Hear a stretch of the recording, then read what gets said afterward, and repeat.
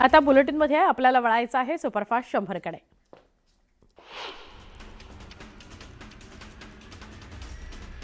राज्यातल्या एकूण 3029 धरणांमध्ये सध्या 68.91% उपयुक्त पाणीसाठा आहे। कोकण विभागातील धरणांमध्ये सर्वाधिक 85.18% उपयुक्त पाणीसाठा आहे। त्यानंतर पुणे विभागामध्ये 82.69% आणि नाशिक विभागामध्ये 70.63% साठा उपलब्ध आहे। छत्रपती संभाजीनगर विभागामध्ये केवळ 44.61% उपयुक्त पाणीसाठा आहे, तर विदर्भातही सरासरीपेक्षा कमी पाणीसाठा आहे। मुंबईसह संपूर्ण कोकण, पूर्व विदर्भातील चंद्रपूर, नागपूर, भंडारा, गोंदिया आणि गडचिरोली अशा 12 जिल्ह्यांमध्ये गुरुवारी 6 ऑगस्टपर्यंत मुसळधार पाऊस होणार आहे। ऑगस्ट सुरू होताच काही ठिकाणी मुसळधार पाऊस तर काही ठिकाणी सूर्यदर्शन अशी स्थिती आहे। सद्यस्थितीमध्ये बंगालच्या उपसागरामध्ये कमी दाबाचा पट्टा तयार झाल्याने 12 जिल्ह्यांमध्ये पावसाचा जोर वाढणार आहे।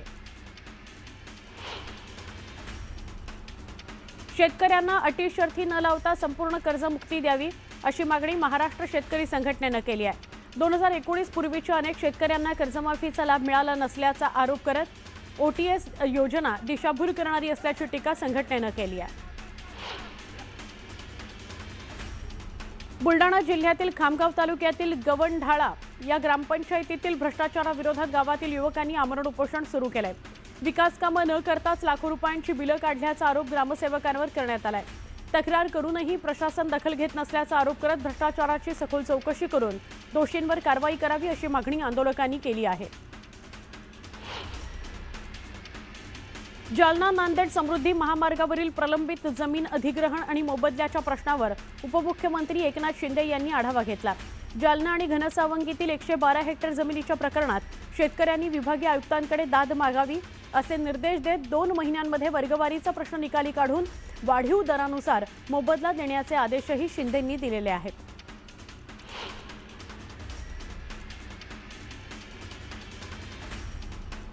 मुंबईत पावसाळी आजारांनी ठाण मांडलेला आहे। गेल्या वर्षीच्या जुलैच्या तुलनेमध्ये यावर्षी dengue, malaria, gastro, lepto, swine फ्लूचे रुग्ण दुपटीने वाढलेले आहेत। एकाच महिन्यामध्ये मलेरियाचे 1380 रुग्ण आढळलेत, त्यामुळे मुंबईमध्ये पावसाळी आजाराचा ताप वाढला आहे।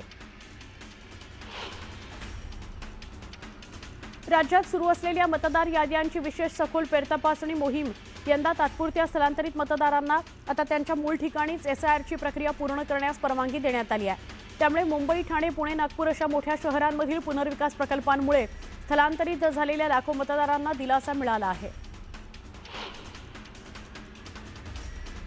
राज्यात मृगबहारातील फळपिकांकरता फळपीक विमा योजना राबवली जाते। यंदा सोमवार अखेर 85,383 शेतकऱ्यांनी नोंदणी केली। गतवर्षी 52,121 शेतकऱ्यांनी नोंदणी केली। गतवर्षीच्या तुलनेमध्ये 33,262 शेतकऱ्यांनी जास्त नोंदणी केली आहे।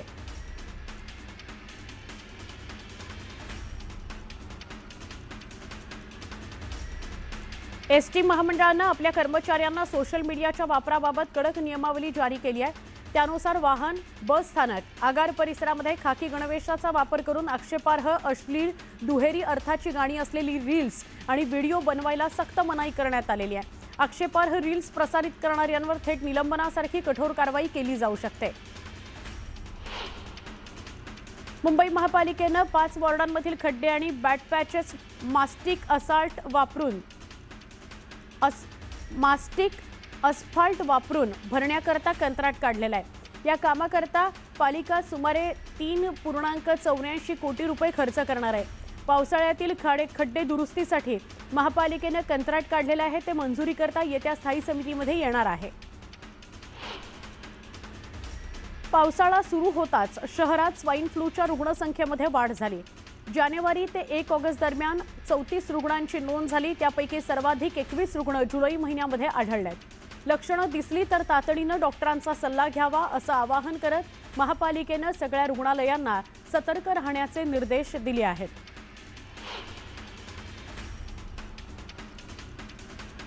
कामगार विभागाने 13 जुलैला काढलेला अध्यादेश रद्द करण्याच्या मागणीकरता धाराशिवमध्ये कामगार संघटना आक्रमक झाली। जिल्हाधिकारी कार्यालयासमोर धरणं आंदोलन करत हा निर्णय बांधकाम कामगारांवर अन्याय करणारा असल्याचा आरोप आंदोलकांनी केला। मागण्या मान्य होईपर्यंत आंदोलन सुरूच ठेवण्याचा इशारा संघटनांनी दिला आहे। राज्य सरकारच्या विविध शासकीय विभागांच्या अधिक गतिमान आणि सुलभ कार्यपद्धतीच्या दृष्टीनं एअर इंडिया इमारतीचं नूतनीकरण करण्यात येणार आहे। नूतनीकरण करताना लोकाभिमुख प्रशासकीय रचनेला प्राधान्य देण्याचे निर्देश मुख्यमंत्री देवेंद्र फडणवीस यांनी दिले आहेत। वर्षा निवासस्थानी मुख्यमंत्री देवेंद्र फडणवीस यांच्या अध्यक्षतेखाली एअर इंडिया इमारती संदर्भातील सादरीकरण करण्यात आलं।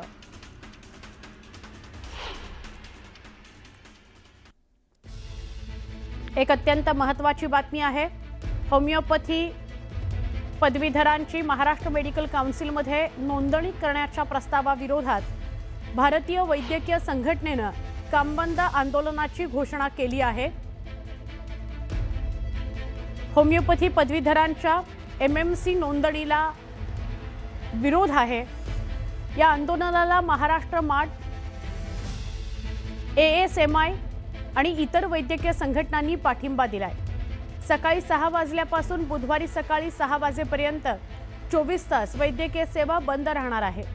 संबंधित नोंदणी प्रक्रिया सुरू झाली तर हे आंदोलन अनिश्चित काळाकरता सुरू ठेवण्यात येईल असा इशारा आयएमए कडून देण्यात आलेला आहे। आयएमए म्हणजेच इंडियन मेडिकल असोसिएशन।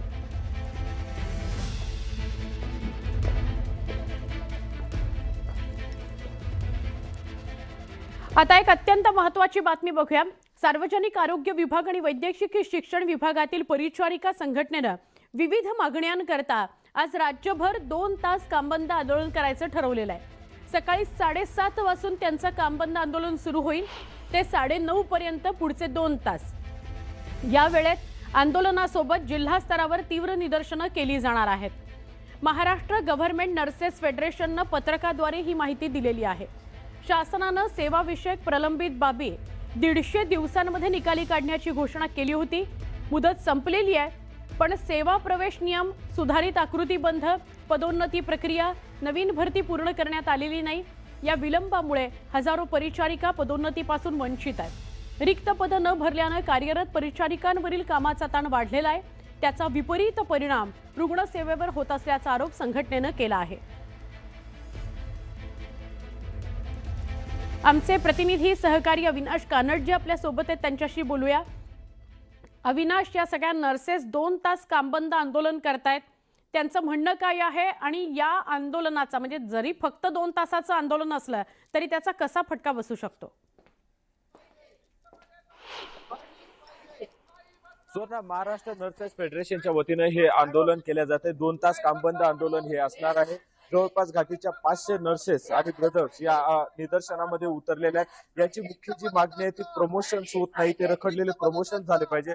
त्यासोबतच ज्या प्रलंबित मागण्या आहेत त्या पूर्ण झाल्या पाहिजे। त्या मागण्यासाठी या निदर्शने या ठिकाणी सुरू आहे।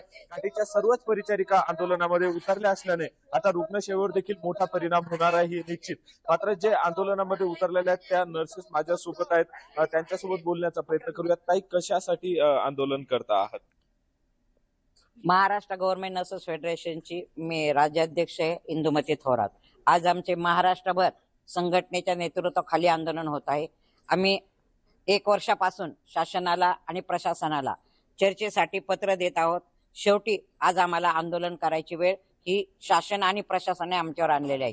परिचारिकांच्या पदोन्नत्या हे अनेक वर्षापासून आहे, पण शासनाला पदोन्नती देताना एक पैही खर्च येणार नाही आणि ज्या काही परिचारिका 20-20, 25-25 वर्ष ड्युटी करतात, परंतु त्यांना अधिपरिचारिका या पदावरच काम करावं लागत आहे आणि काही तर अधिपरिचारिका पदावरच सेवानिवृत्त होत आहेत।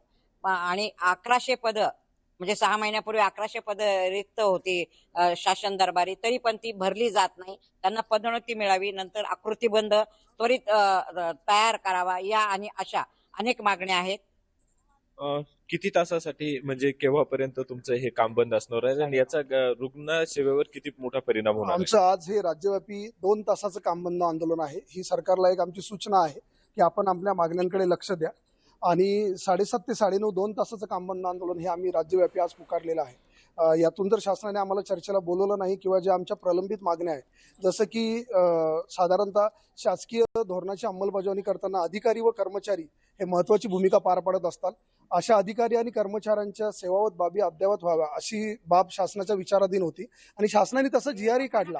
150 दिवसाचा विशेष सेवाकर्मी कार्यक्रम शासनातर्फे राबवण्यात आला. सामान्य प्रशासन विभागाने त्याचा GR काढला. आता रुग्णसेवेवर कसा परिणाम होणार आहे? रुग्णसेवेवर परिणाम हा कधीही काम बंद आंदोलन केलं तर होत असतं, पण आजही आम्ही आपल्यासमोर सांगू इच्छितो की मास कॅज्युअलिटी जर आली तर आम्ही तत्काळ कामावर रुजू आणि सेवा देऊ. याचा विचार खरं तर शासनाने करायला पाहिजे. हे आज आम्ही लगेच उठलो आणि आंदोलन केलं असं झालेलं नाहीये. अनेक वेळा शासनाला पत्रव्यवहार केलेला आहे आणि मी तर म्हणेल की हे आंदोलन आमच्यावर तुम्ही लादलेलं आहे, म्हणजे मजबूर केलेलं आहे तुम्ही आणि लोकशाही पद्धतीने टप्प्याटप्प्याने हे आंदोलन आमच्या राज्यभरामध्ये सुरू आहे. निश्चितच सुवर्ण, आपण जर बघितलं तर त्यांच्या विविध प्रलंबित मागण्या आहेत, त्यासोबत प्रमोशनची मुख्य मागणी आहे. आणि आता जर आपण बघितलं तर घाटी रुग्णसेवेवर याचा परिणाम होणार जरी असला तरी अत्यावश्यक सेवा जर असेल तर आम्ही कामबंद आंदोलन सोडून देखील अत्यावश्यक सेवेला जाऊ. आम्हाला आंदोलन करायचं नाही, निदर्शने करायचे नाही, मात्र शासनाचेच आमच्यावर ते आंदोलन निदर्शने लादले आहेत आणि त्यामुळं नाविलाजाने आम्हाला रस्त्यावर उतरावं लागतंय, असं देखील या परिचारिकांचं आणि ब्रदरचं म्हणणं आहे. सुवर्णा. नक्की अविनाश, धन्यवाद आपण माहिती दिलीत त्याबद्दल. पुन्हा एकदा वेगवान स्वरूपातल्या घडामोडींकडे वळतोय. बेस्ट उपक्रमानं 8 वर्षांनंतर वाहक पदाकरता थेट भरती प्रक्रिया सुरू केली आहे. 364 वाहकांची नियुक्ती केली जाणार आहे. इच्छुक उमेदवारांना 21 ऑगस्टपर्यंत ऑनलाईन अर्ज करता येणार आहेत. या भरतीमुळे वाहक संवर्गातील सुमारे 1036 रिक्त पदांपैकी जवळपास 36% जागा भरल्या जाणार आहेत. बस सेवा अधिक सक्षम करण्याचा प्रशासनाचा प्रयत्न आहे. दक्षिण मुंबईतील वाहतूक कोंडी कमी करण्याकरता उभारण्यात येत असलेल्या 4 महत्त्वाच्या रेल्वे उड्डाणपुलांच्या कामांनी निर्णायक टप्पा गाठलेला आहे. भायखळा रेल्वे उड्डाणपुलाचं 85%, प्रभादेवी म्हणजेच एल्फिस्टन पुलाचं 70% काम पूर्ण झालेलं आहे. त्यापैकी प्रभादेवी पूल 30 नोव्हेंबर आणि भायखळा पूल 31 डिसेंबर 2026 पर्यंत पूर्ण करण्याचं उद्दिष्ट आहे.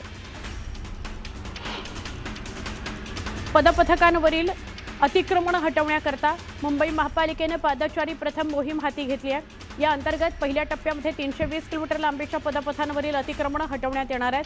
पदपथ अडथळा मुक्त करण्याच्या दृष्टीने उपाययोजना करण्याचे आदेश आयुक्त अश्विनी भिडे यांनी दिले आहेत. मुंबई महापालिका मुख्यालयाच्या विस्तारित 6 मजली इमारतीचं नूतनीकरण 14 वर्ष सुरू होतं. 2023-24 मध्ये पूर्ण झालेल्या या कामाकरता 120 कोटींहून अधिक खर्च करण्यात आला. मात्र काम पूर्ण होऊन अवघी 2 वर्षही झाली नाहीत. या इमारतीच्या विविध दुरुस्त्या आणि डागडुजीच्या कामांकरता आणखी 3.83 कोटी रुपयांचा खर्च केला जाणार आहे. लोकलच्या तिकिटांवरील मजकूर पुसट होऊन TC आणि प्रवाशांमध्ये वारंवार होणारे वाद आता टाळता येणार आहेत. पश्चिम रेल्वेने स्थानकांवरील जुन्या डॉटमेट्रिक्स प्रिंटरच्या जागी थर्मल प्रिंटर बसवायला सुरुवात केलेली आहे. नव्या प्रिंटरमुळे तिकिटांवरील छपाई अधिक स्पष्ट आणि टिकाऊ असेल. विशेषतः पावसाळ्यामध्ये तिकिटांवरील मजकूर पुसट होण्याच्या समस्येवर मोठ्या प्रमाणात तोडगा निघण्याची अपेक्षा आहे. भारत आणि कॅनडा यातील वाढत्या प्रवासी मागणीच्या पार्श्वभूमीवर एअर इंडियाची 25 ऑक्टोबर 2026 पासून मुंबई टोरंटो दरम्यान थेट विमानसेवा सुरू होणार आहे. मुंबई टोरंटो ही थेट सेवा 25 ऑक्टोबर 2026 ते 26 मार्च 2027 या कालावधीमध्ये सुरू राहणार असून आठवड्यातून 3 दिवस ही विमानं उड्डाण करतील. या सेवेमुळे दर आठवड्याला सुमारे 2000 अतिरिक्त आसनं उपलब्ध होणार आहेत. मुंबई शहर अधिक स्वच्छ, सुंदर आणि कचरामुक्त करण्याच्या उद्देशानं महापालिकेच्या घनकचरा व्यवस्थापन विभागानं आयोजित केलेल्या मुंबई क्लीन लीग 2026 स्पर्धेला नागरिकांचा उत्स्फूर्त प्रतिसाद मिळतोय. अवघ्या काही आठवड्यांमध्ये स्पर्धेसाठी 21,408 नोंदणी झाली. यामध्ये 19,065 नागरिक आणि 2,343 आस्थापनांचा समावेश आहे. मुंबई म्हाडाच्या गृहनिर्माण सोडतीतील विलंबामुळे हजारो अर्जदारांचे लाखो रुपये गेल्या 3 महिन्यांपासून अधिक काळ अडकून पडलेत. या विलंबामुळे निम्न मध्यमवर्गीय आणि मध्यमवर्गीय अर्जदारांना आर्थिक अडचणींचा सामना करावा लागतो. कल्याण मुरबाड मार्गावर STच्या 60 अतिरिक्त फेऱ्या सुरू करण्यात आल्या आहेत. कल्याण आगारातून आधीच्या 48 ऐवजी आता दररोज तब्बल 108 ST फेऱ्या होणार आहेत. ST प्रवाशांची संख्या वाढल्यानं अतिरिक्त ST फेऱ्या सुरू करण्याचा निर्णय घेण्यात आलेला आहे. JJ रुग्णालयामध्ये कॉर्पस फंडातून पहिली TVI शस्त्रक्रिया यशस्वी करण्यात आली. 12 ते 15 लाखांचा महागडा हृदय उपचार आता आर्थिकदृष्ट्या दुर्बल घटकांना मोफत मिळणार आहे. महात्मा ज्योतिराव फुले जनआरोग्य योजनेच्या कॉर्पस फंडामुळे जीवनरक्षक उपचारांचा मार्ग मोकळा झालेला आहे.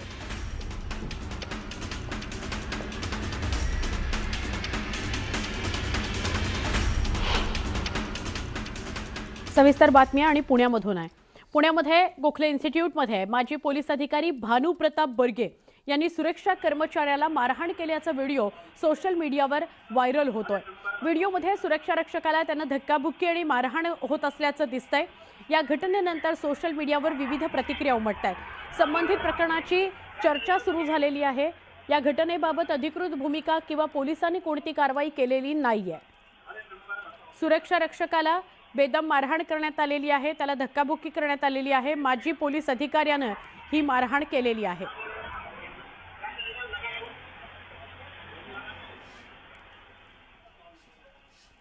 औसा शहरातल्या एका दुचाकी शोरूम जवळ 2 गटांमध्ये किरकोळ वादाचं हाणामारीत रूपांतर झालं। या हाणामारीचा व्हिडिओ सोशल मीडियावर व्हायरल झालाय। या घटनेमुळे परिसरात काही काळ तणाव होता। वादाचं नेमकं कारण आणि पोलिसांनी केलेल्या कारवाईबाबत अद्याप अधिकृत गोष्टी समोर आलेल्या नाहीयेत।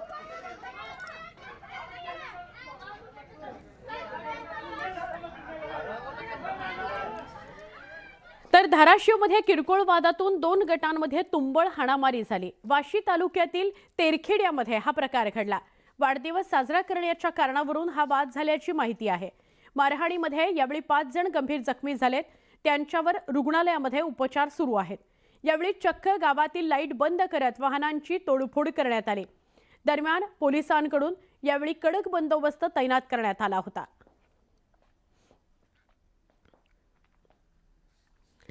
नांदेडमध्ये 10वीत शिकणाऱ्या 2 विद्यार्थ्यांनी आपल्याच वर्गातल्या मित्रावर चाकूने हल्ला केल्याचा धक्कादायक प्रकार समोर आलाय।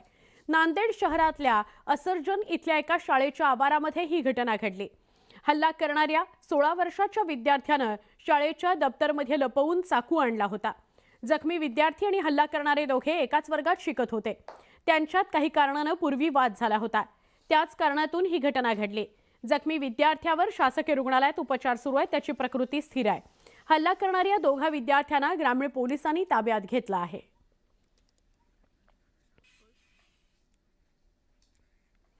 परत एकदा वेगवान स्वरूपातल्या घडामोडी।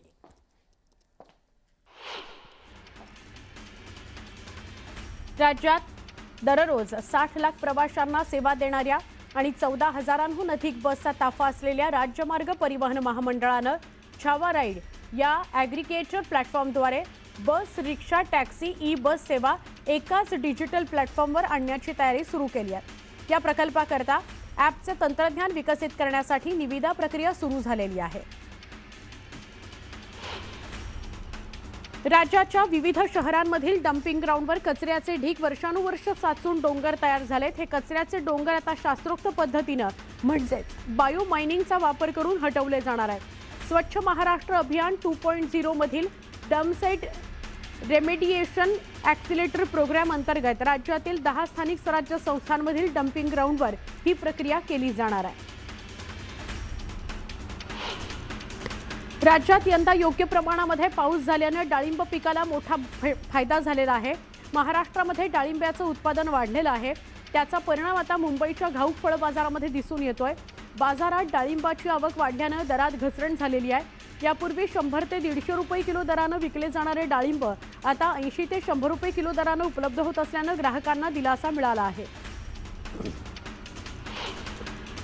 पुण्यामध्ये जुना आरटीओ चौक ते नायडू हॉस्पिटल रस्त्यावर मोठ्या प्रमाणात चिखल आणि वाहनांचं ऑइल पडलं होतं, त्यामुळे जवळपास 10 ते 15 वाहनं घसरून अपघात झाला।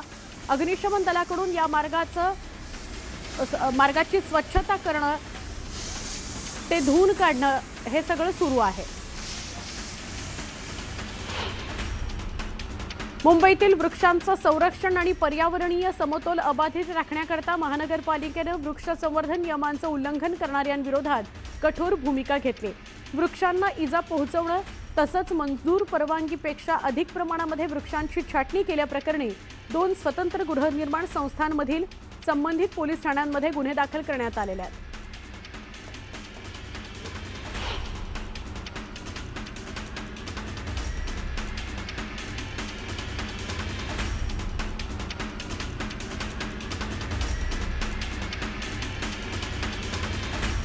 बातमी आता नागपुरातून आहे।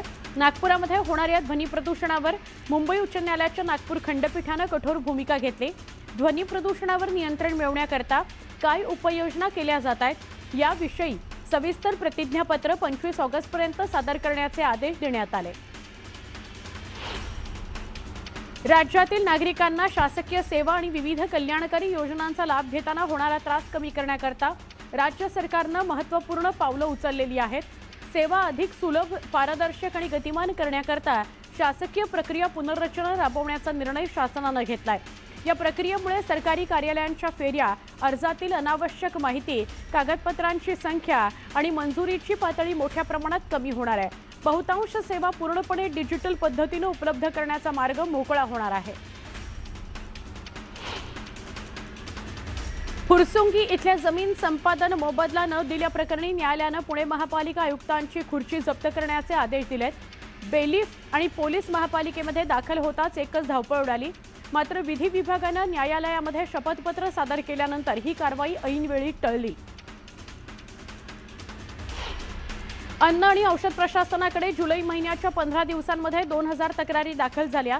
त्यामध्ये अस्वच्छतेबाबतच्या तक्रारींचं प्रमाण सर्वाधिक आहे. प्राप्त तक्रारींमध्ये पुणे जिल्हा अव्वल असून त्या खालोखाल मुंबई शहर, मुंबई उपनगर आणि रायगड जिल्ह्याचा क्रमांक लागतो. तक्रारींची तात्काळ दखल घेण्यात येते. आतापर्यंत 400 तक्रारींवरील तपास आणि आवश्यक ती कारवाई पूर्ण करण्यात आलेली आहे. मुंबई विद्यापीठाच्या डिस्टन्स एज्युकेशनच्या प्रथम वर्षाच्या परीक्षेमध्ये तब्बल 80% विद्यार्थी अनुत्तीर्ण झाले. 2543 विद्यार्थ्यांपैकी केवळ 457 विद्यार्थी उत्तीर्ण झाले. परीक्षा झाल्यानंतर 4 महिन्यांनी निकाल जाहीर करण्यात आला. या निकालावर प्रश्न उपस्थित केले जात आहेत. विद्यार्थ्यांनी आणि सिनेट सदस्यांनी पुनर्तपासणीची मागणी केलेली आहे. कराड तालुक्यातील कापिल इथले युवा शेतकरी उद्योजक भाऊसाहेब ढेबे पाटील यांनी उभारलेल्या भूमियुग या आधुनिक 700 म्हैस पालन प्रकल्पाला जनसुराज्य पक्षाचे अध्यक्ष आमदार विनय कोरे यांनी आधुनिक प्रकल्पाची माहिती घेतली. यावेळी 80 वर्षाच्या बाळूताई यांचे काटेकोर तंत्रज्ञानाची ओढ आणि आधुनिक म्हैस पालनाचे आमदार कोरे यांनी कौतुक केले.